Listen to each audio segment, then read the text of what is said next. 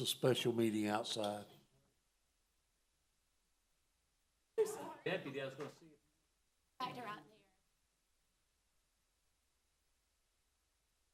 Started to start blessing Say the blessing now. No. We didn't go any farther. with it. Calling it to order. I'm so sorry. Law enforcement out there. Bow your heads with me. We will say a prayer. Thank you for the opportunities we have here in this wonderful county. Rights to assemble and to govern ourselves. Those 2 days we go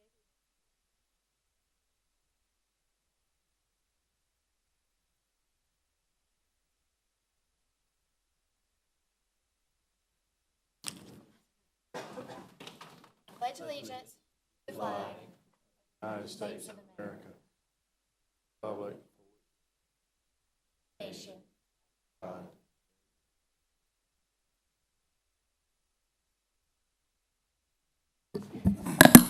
Okay, let the record show that we started this meeting at 8:31. 32. 32. We had started a minute ago. We have, let's see, a quorum. And need approval of the minutes from the previous meeting, gentlemen. Have you had time to review these? Motion to approve.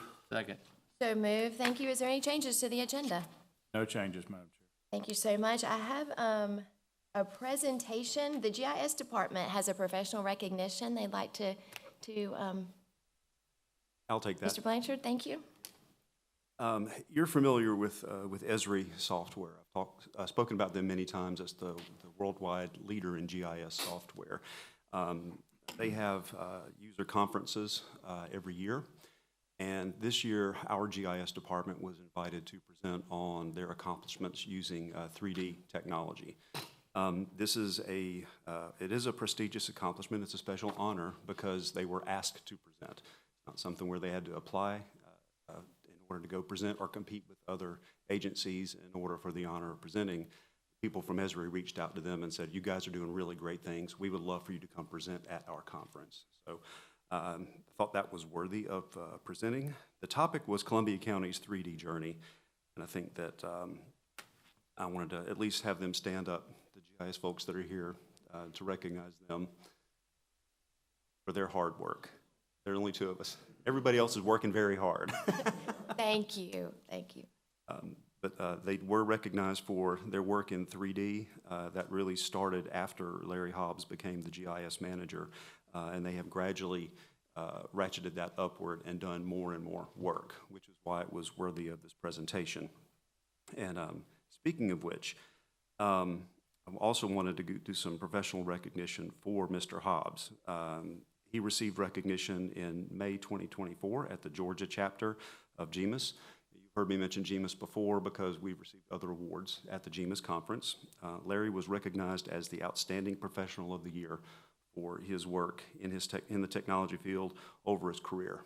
He's been in the IT department for years. He moved over to GIS, which is no small feat. It's quite the accomplishment in itself. And since he's been there, he's encouraged that group. They have grown, but they've also done a whole lot more. They have award-winning programs. Therefore, it was thought suitable to nominate him for that award, which he received. Congratulations. Yep.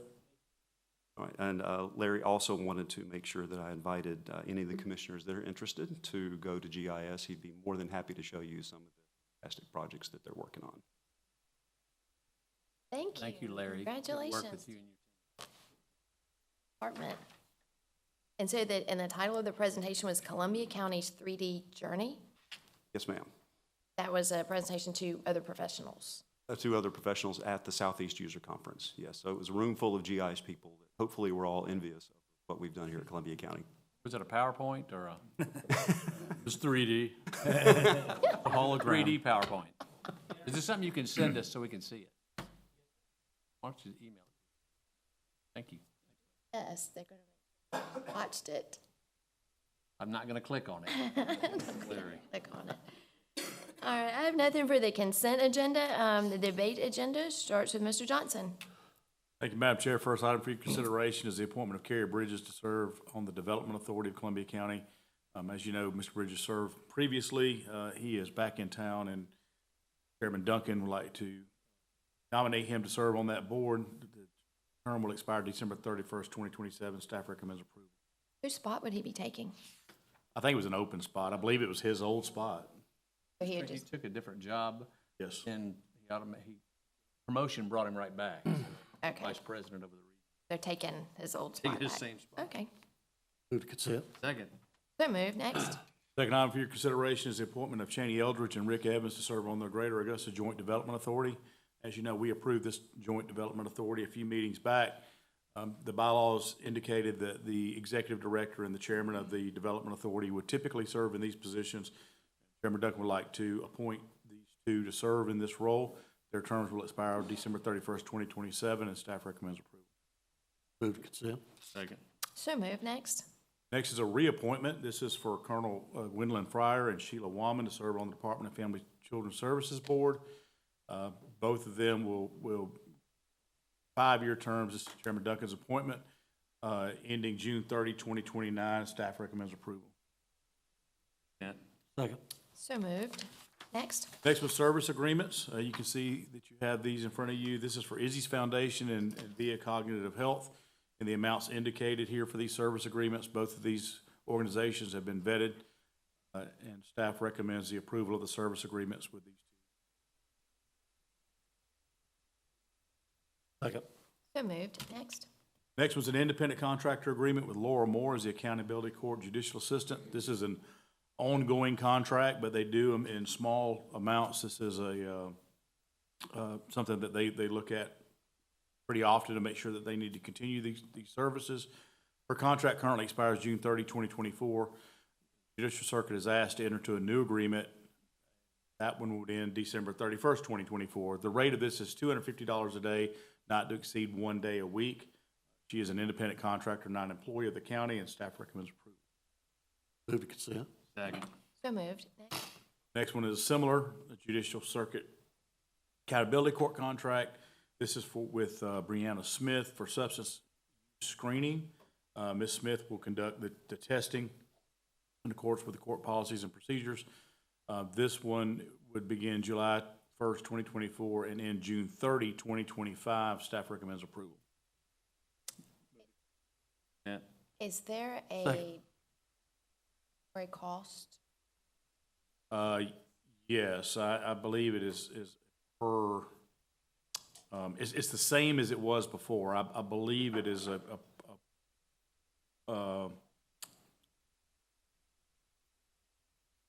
per hours. I'll get you that it's- exact number. $30 per hour. 30 per hour with 72 hours, I believe, Yes, sir. services. Okay, Per Thank you. hour, not per test. correct. Have a motion and second, that will move to, All right, the next one is the FY 25 Juvenile Justice Grant Award. This is a grant that we get routinely from the CJCC. The amount this year is $163,992. It will begin July 1st, 2024, assuming that you accept the grant. It is June 30, 2025. It's a quarterly reimbursement grant.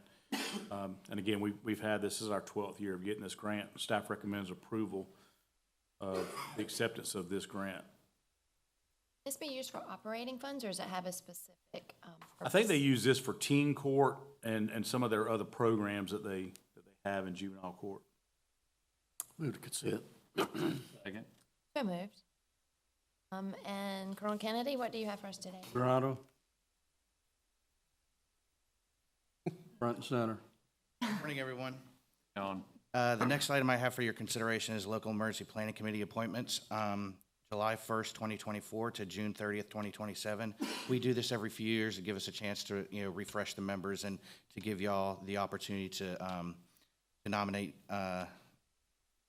committee appointments, and you can see the 5 listed below. Staff recommends approval. If you have any questions, I'm happy to answer. Same folks that have been on there? No, a couple of them are. Mr. Hartman and John Ryan are, and then Jim Atkins has been for almost 30 years. He's a citizen, but Stephanie Hill is another one, and then Commissioner Couch. Want that much transparency? Sir? That was a press joke. I really didn't hear you. I'm sorry. Sure you want that much transparency? Bring it to the press. Well, Actually, we do. yeah, we actually do. We had somebody the last time that didn't come to all from the press, but Stephanie seems to be here all the time, and we invited her, and she accepted, so we're looking forward to having her on there. Well, you do a lot of great things. She'll tell your story. See, I hope. Thank you. Thank you. Move to consent. Second. So moved. Thank you. And technology services. Ma'am, the first item I have for your consideration is authorization of our 2024 to 2025 Microsoft Enterprise payment. The Commission approved our 23 to 26 Microsoft Enterprise agreement last year, so this is the second payment out of the three under that agreement. The cost of the renewal is $362,630.12, funded through the IT operating budget, and staff recommends approval. Move to consent. Second, with an understanding why Bill Gates makes so much Statement, a question, statement. motion to, was it sent by committee or whatever we bring? Okay, that is so moved. Next, we have one more technology item. Yes, ma'am. This next item is the purchase of data center HVAC and UPS units from SCW. This is a life cycle replacement equipment purchase. The HVAC is critically important to our data center. If you've done a tour of our data center, you might have noticed how cold it is. There's a reason for that. It's because that's where all of our servers, that essentially the core of our network is in that data center. So without this equipment, we have a lot of heat, which is death to equipment. So this is a piece of our critical infrastructure. It's essential to business continuity and disaster recovery as well. So this is also, when I say a life cycle replacement, this is something that has not been replaced since 2009, I believe. So this is equipment that's been going for 15 years, and hopefully the next time someone has to ask for this equipment, I'll be retired. So equipment will cost us, there's also HVAC and UPS units in the IT data center, and also a UPS unit at EMA as well. This concludes all of those. Yes, ma'am. The equipment is expected to cost $770,557.74 through TABT. We're asking for approval for $780,000 to accommodate the expenditure in case there's miscellaneous items that come up during the installation. This is it's a replacement of all the equipment, so there could be things here we have to there also is this includes a performance bond as well to make sure that the equipment is in and operational when we get it. There is a possibility of a $1,000 or $2,000 fluctuation in the cost of that performance bond as well, but we'd like to go ahead and proceed. That would all be within the $780,000 that we've requested. Recommends approval. Will there be a bond as well as a warranty on the equipment? Yes, ma'am. The warranty is included in this, and several years worth of, 5 years worth of support is included in the purchase. Move to consent. Second. So moved. Right, that ends the, that part of the debate agenda. I don't have any additional items to add. Do we have any legal matters? No legal matters. Let's move into staff reports, please. First staff report, just for your information, is our personnel savings for 2024. This is an entire year as it goes through the month of June. You see the total savings for fiscal year 24 was a little over $1.6 million. And you see the turnover report there as well. I'll answer any questions. No questions. Thank you. Internal services? Yes, the first report I have for you is the year-to-date budget report. Believe it or not, we have just completed another fiscal year. Time definitely goes by fast the older you get. So this is the budget report as of June 30th. We are still very early in our closeout. Staff will be working for the next 2 months, close out all of the year-end transactions, and then the auditors will come in to do our audit. So I'll keep you posted on the numbers as we go along. But it looks like everything is Yes. coming along as everything's fine. expected. Any questions, gentlemen? No, thank you. Then let's move into the SPOS update. The next item is the sales tax update. Looks like we are finally hitting our $3 million mark regularly now, which is what this program was built on, was the $3 million a month. So this past collection was for the month of May, was just over $3 million, and our annualized percentage increase is now 4.11%.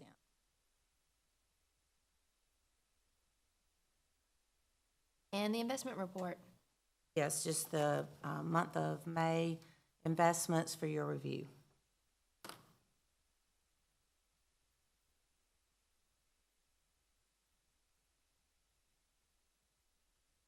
Do we have any commissioner or public comment?